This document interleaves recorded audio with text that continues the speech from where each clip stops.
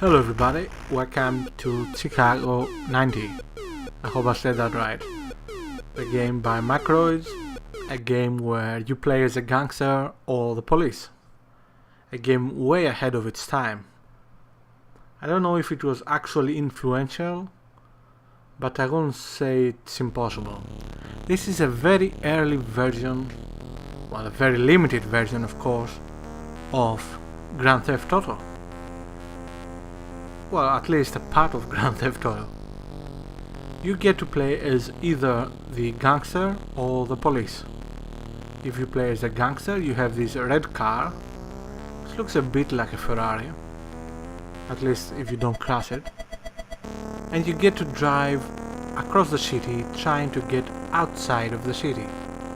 There are a limited number of exits and you have to reach there in one piece, or in as many pieces as you can anyway. The police can stop you and then you lose the game, or you might crash too much and lose the game. Basically, you can lose the game. The game though is not that hard, at least not anymore. When I played this as a kid, I wasn't any good at it, but I did enjoy it even then.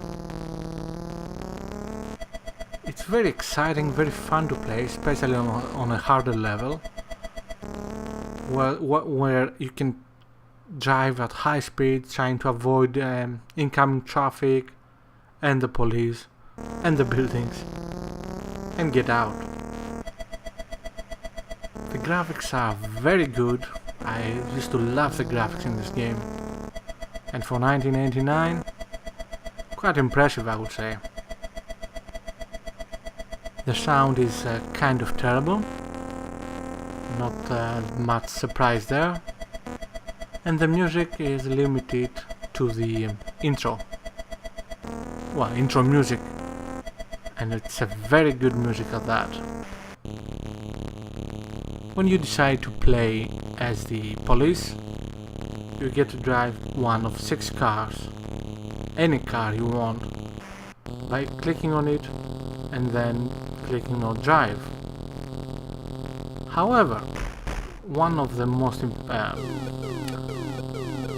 important things in this game is you can actually give commands to the other police cars, the cars you don't actually drive, which is fascinating in my opinion. You can almost play this like an RTS, a very early, very basic RTS, but still, I don't think there was anything other like this before it.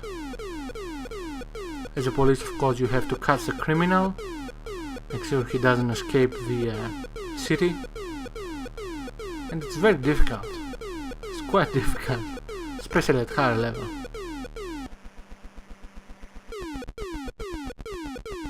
The game, as you can see, is divided into 5 sections. The top left and top right, then the bottom left section are mostly used by the police, where they can send and give instructions to the other police cars.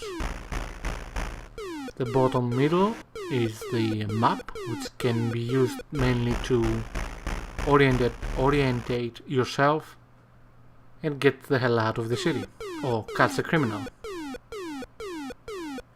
The bottom right, of course, is a first-person view of the city, which is quite interesting, and can be used to see incoming traffic before it is too late to avoid them.